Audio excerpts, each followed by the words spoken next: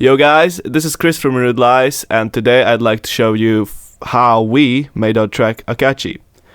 This track is really straightforward and it's a perfect example of how less is more. This track consists of two projects, and it is because when we had to finish the track I couldn't find the original project, and we created a whole another project and just imported the WAV file and added some stuff to it. And that is the file we later sent to Glow in the Dark for mastering, and that later came out. So let's get into it. So I'm gonna walk you through the drop. The drop is really simple. It starts with kind of a kick.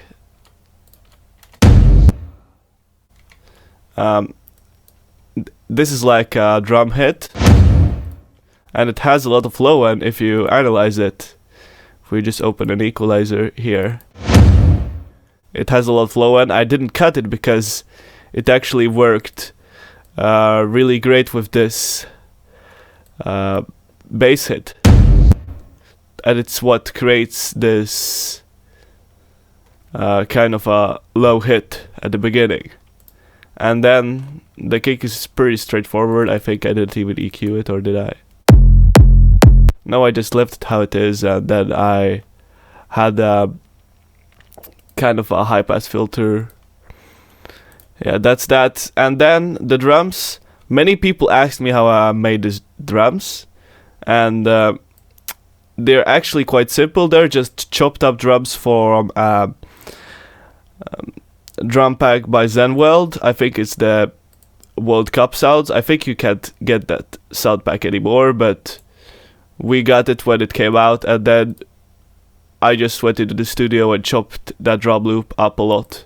And then we added some stuff to it just to make it stand out. So if we remove the mastering, it sounds like this. So this is how it sounds by itself.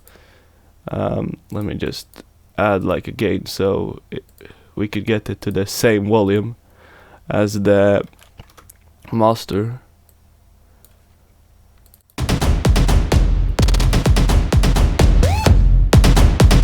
Yeah, something like that. So here we added a Camel Crusher, and this preset is really cool because it actually can give you a lot of punch to your sounds, a lot of drive. It can just push your sounds forward. That's why we use this one. And then after that we added a simple sidechain. Just gets the drums out of the way of the kick. And then a little EQ. We cut it down the lows just so they wouldn't interfere with the low end of the kick. And just boosted the highs a little bit. And then this is just a filter for automation. And then here are two more plugins. This one I don't think I even used. It's just there for no reason. And then this one I think I didn't use as well. Yeah, that's how some things are with these tracks. Like, you have shit that you don't even use, and it's just there for no reason. Alright, so moving forward, we have this tom. Yeah, we just cut down the low end, the high end, so there wouldn't be any highs coming out. Then there's a few fills, like this one, that we actually use the same preset because I think one of our friends recommended it, and we were just like, we need a lot of that sound, like really punchy, really in your face. So if you want that, this is really great for it. And here we cut it down the low end, but not that much, just the lowest frequency, so you wouldn't hear the rumble when this played. Yeah, that's that. Then there's this one. Yeah, this is quite cool actually, because yeah, we cut down the low and again and just boosted some low mids to just get that little warmth out of the sound. Then we added a kind of a room sound. And then we used actually another preset in Camel Crusher, so it would just compress and distort the reverb, and it just bring the reverb to the front.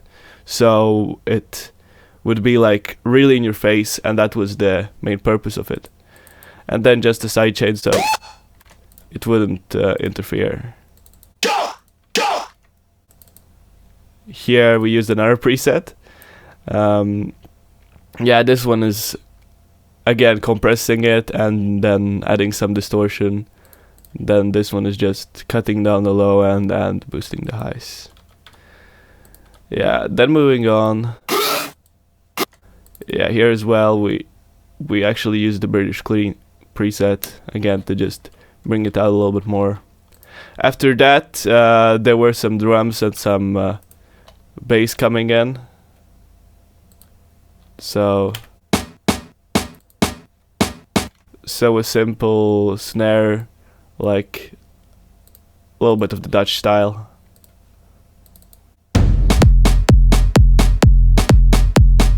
Yeah, that's the normal pattern that these drums might go. And then this one is actually pretty cool. Or it's pretty normal.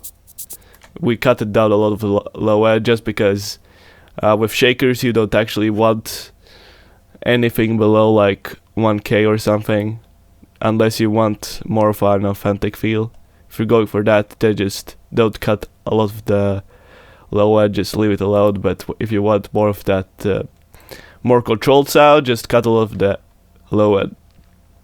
Alright, and then moving forward, we added this bass shot. It's from Wedges. It's really simple, but it works. So after that, we added some sidechain and cut it down this frequency, which it's quite harsh and we didn't like it. And then we just bring down some highs. Then after that, there was this sound coming in. Just a simple saw, not doing much. It's not even rising up. It's just there. Here we just boosted a lot of the mids and then cut it down some of the high mids and left the high end alone. And then here we cut it even more high mids. And after that, yeah, this is actually quite cool. Here we pitched up the drums like a fifth. It makes them sound a little bit fucked up, but if you put it in the whole picture,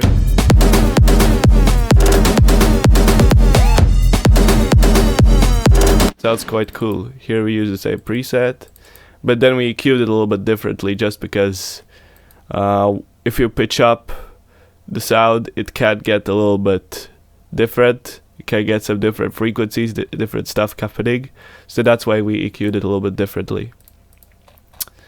And one more. Yeah, there's a riser coming in.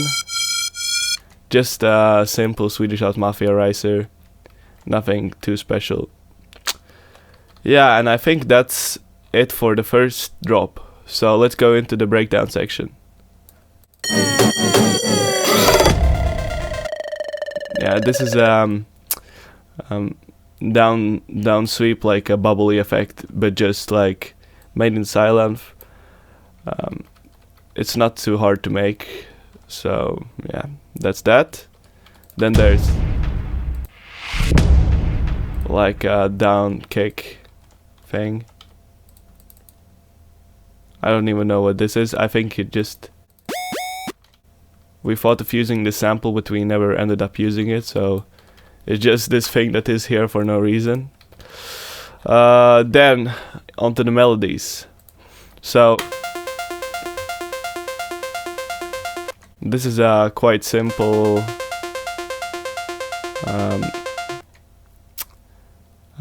ARP, It actually sounds really simple if you just don't have any effects on it. It's just a saw with short decay. But if you add a bit crusher, it gets a quite interesting character. Then there's a filter that just sweeping it down because we didn't want to have it so prominent.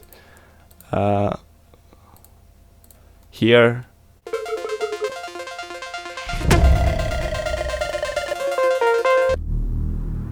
Yeah, here's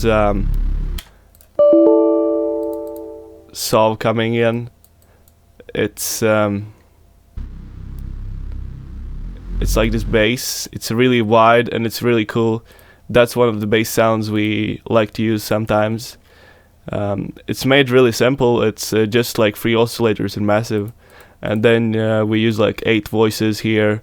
Just use the actually no pitch cutoff, and we just turn the pan position on it. It actually spreads the sound to the sides, so then sounds really cool. Then I'm gonna walk through the lead sound in a bit. So here's the our sounds here. Yeah, this is a Nexus patch, just like filling it out.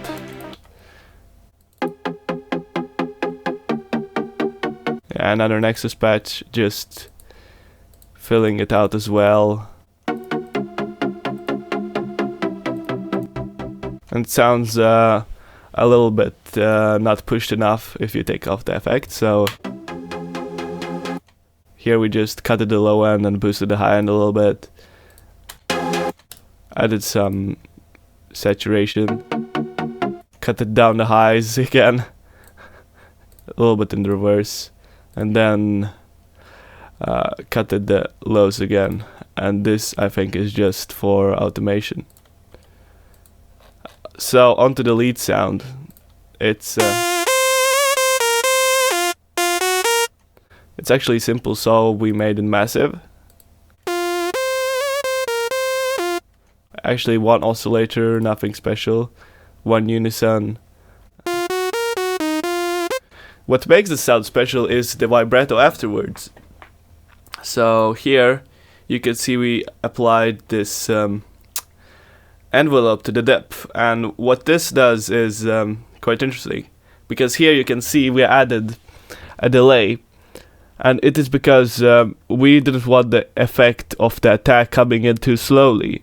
We wanted the sound to wait a little bit and then kick right in with a little bit of attack.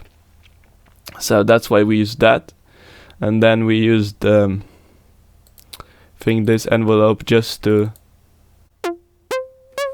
have it a little bit like a pluck in the beginning, because we automated the second macro of massive. And I think that was yeah, it was just applied to the cutoff, so it was doing nothing really particularly special. Then afterwards we added a guitar amp that actually gave it a lot of character and a lot of crunch, and it made it quite nasty, and that's what we wanted. Yeah, and then afterwards we added an EQ. Just adding a little bit of highs and removing this frequency, which I think doesn't sound too good.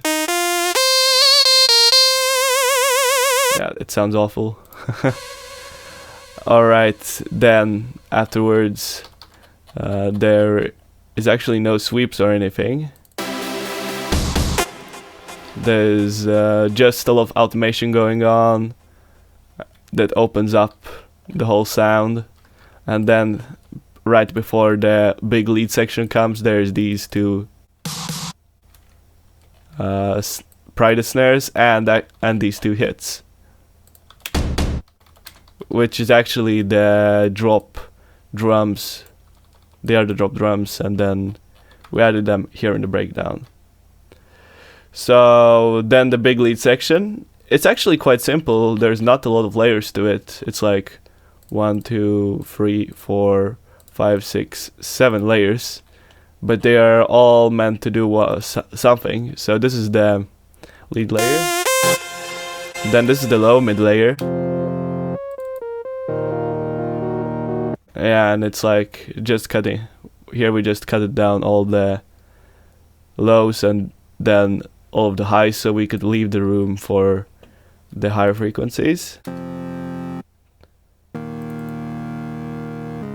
Yeah, here's a little bit of the same thing, they just complement. This just covers like a little bit of the higher end of the low mids and a little bit more of the mids. This is like a high mid sound.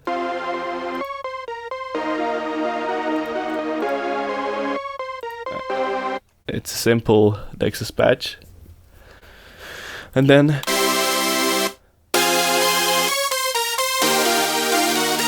if you wonder why I bounced a lot of tracks, is because my old computer couldn't handle this project. It was a little bit too much, so I had to bounce some tracks so I could release the CPU. Then this is an interesting one. This is just a sine, like in 2 octaves. This is the first. One is lower and one is higher, so they both complement each other. And this is the bass, so it just fills out the lowest frequencies of the sound. Yeah, and then every like 4 bars we added a Pride snare. And I know it's like overused, but it actually still works. Then there's a few sounds coming in here. This is interesting because I think we modified the first sound. It feels like this one is adding up, so the second section actually becomes bigger when the kick hits. It's not like the same, so it has a little bit of variation. And this one actually is like having like an attack to the filter, so it opens up. But here in this case, when I designed this sound, I had to do it in reverse. So this actually looks like it's gonna decay and it's gonna be plucked, but because it's not down, it doesn't sound like this. It instead sounds like this. Alright, wait.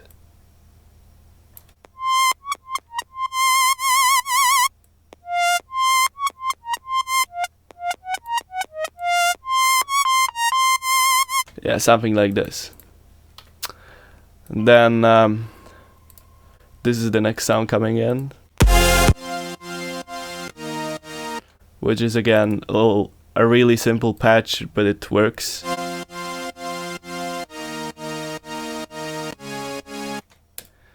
Yeah. Then there's a plug that actually didn't recover from my old computer. I haven't installed this plugin, so that's not here. And then we go into the build-up section. Yeah, this is the build-up snare. I think this is just for the automation. We used it in the first breakdown, and here we added a British clean. I don't usually do this, but in this case it sounded cool, so we left it there. Here is the build-up drums filtering in with this envelope.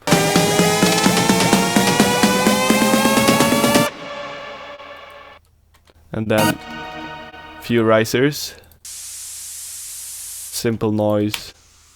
Another noise. Like a laser riser I think I made a few years ago. Yeah, and then just a laser, I think it's from the kick plugin by Nicky Romero.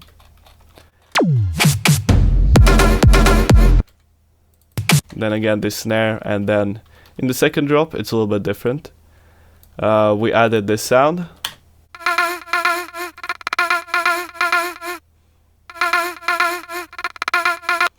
Yeah, that's that.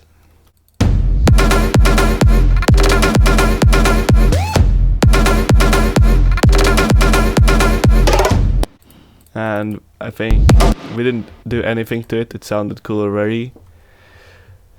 So here we started adding some drums again. And this is actually the intro loop we used here. We added it in the second drop just to give it a little bit more groove.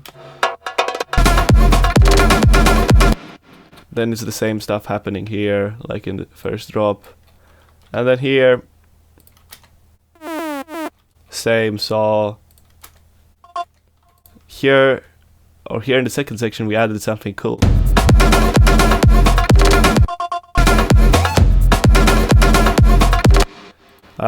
It's a small sound that just glues everything together nicely. You can't really notice it, but if you take it away, it just doesn't have the same drive. See how it does it? It just makes the groove going, and that's what we wanted. So yeah, and then the intro and outro are really simple. I can show you. We just use the same snare throughout the intro. Here we didn't do anything to it. It just sounded cool by itself, so we just left it there. And then the intro, there's also this tom coming in, and we cutted the kick because we didn't want the kick to interfere with the tom. Like here, you can clearly notice it here. Yeah, that's that. And then there is this intro sound, which is made in Nexus. It sounds quite shit right now because it doesn't. You can't hear it. You can't hear the reverb and the delay by itself. Yeah, so we just boosted it a lot with the Annihilate preset of Camel Crusher. This is one of the most aggressive presets in here, so it makes it quite crunchy and grunchy. And here, again, cutting the low end and boosting the high end. And then there's just a few sweeps coming in, just to build it up to the first build up. Yeah, and I think there's not too much to it for this project. I'm gonna stop the video and I'm gonna switch over to the second project so you can see what we did afterwards. Or wait, I can show you the mastering. That's quite cool. So I think we don't need this one. No. Alright, so the mastering stage then. In the mastering, it's quite cool. We use the Camel Crusher. It just compresses it and boosts it a lot, so it gets this quite interesting character. Then we use the C4 just to boost it a little bit, just to tame the frequencies. It's actually a tip I learned from John Christian, is to use the C4 just to even out the high end and even out all the frequencies and just boost it a lot, because this plugin doesn't sound so bad in the reds, so that's cool. Then we just compressed a little bit, like a 4 dB compression, sausage fatter. And in the end we used the Isotope Ozone. I had to recreate the preset because Isotope Ozone didn't load correctly in this project. So what we did here is just controlling the stereo image, just making sure that all the lows are in mono.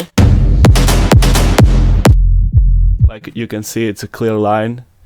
It's nothing other than the lows here. Yeah, just taming a little bit of the high mids or low mids, then just boosting the high mids and highs,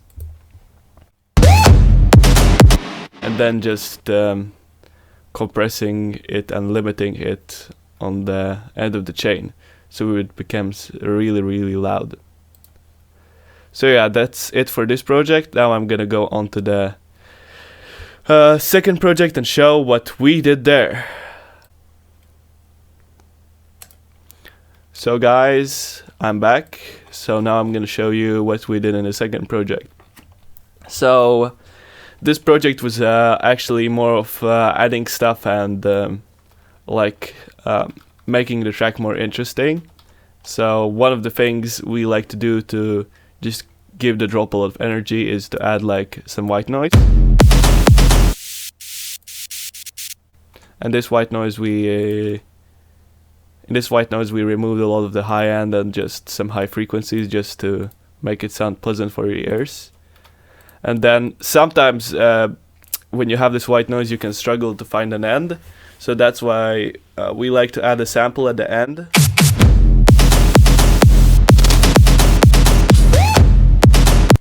It doesn't come anywhere else but after the white noise. So that's that. And then here are like some other fills to fill it out.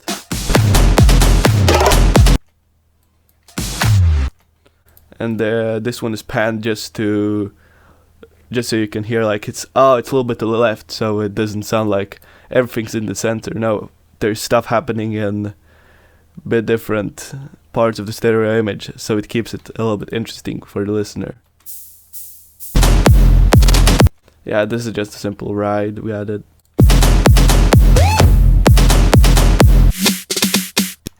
This is fill from a cashmere pack. This as well, and then we just added these two snares. So this is the whole fill. It sounds really cool if you put it in the track. Yeah, that's that. We added another snare, just it comes like two places in the track, so it's really cool. There's some stuff you don't really expect, but it just comes there. And that's really cool for the listener. I think I messed up this preset, so I have to choose like another one. Let me just check.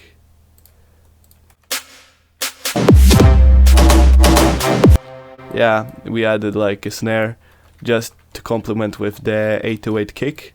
I couldn't show you that in the first project because I haven't installed the kick plugin on this computer, so yeah.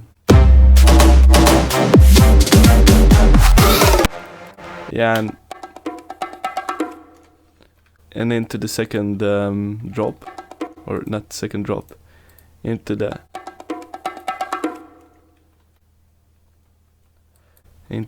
next part of the track, there's this loop coming in. And I think throughout the whole track, this loop was playing. If I recall right, it was playing like something like this.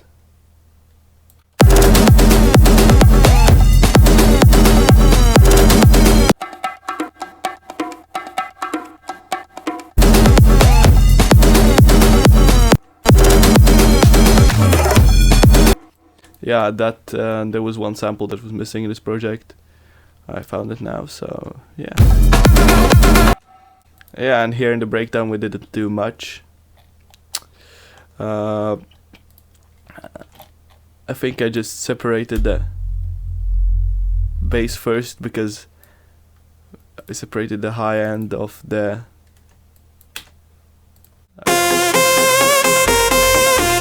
mix with the low end, just because in the first part I wanted to do some like other stuff with the drop, so that's why I had to have a compressor.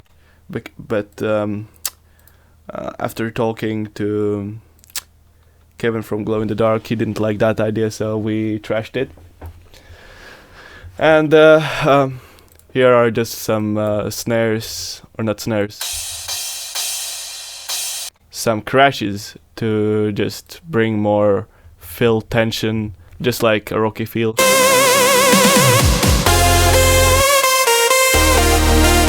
Yeah, and then this fill,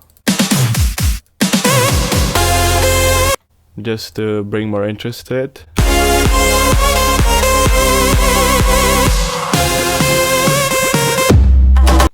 yeah, not so much more to it, I think. Or there's this sound.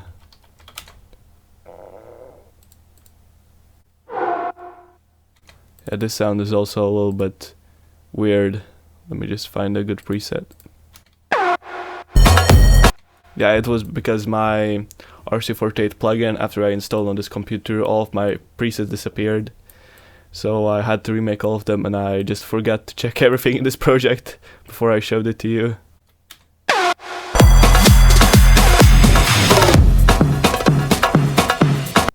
Yeah, this is just a sample we took from a blur pack. Nothing too special. It just brings some cool stuff to the intro.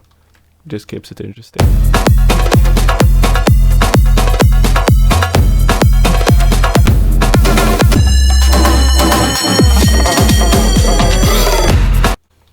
Yeah, and I think there's this sound coming in. Yeah, just like a bass shot from the Cashmere pack. So yeah, I think that's it. The thing you can all guys take from this project is that it's really important to keep it simple. Sometimes some projects can be really like have like hundreds of tracks, but this one is actually not that complicated at all. There is not a lot of stuff to it. It's really straightforward, and people can get it into their minds without like thinking, oh, there's one more melody coming in. What's that? So yeah, just keep it simple and keep on going. I hope you like this one. Please give it a like, share it, show it to your friends, and I see you next time. Bye.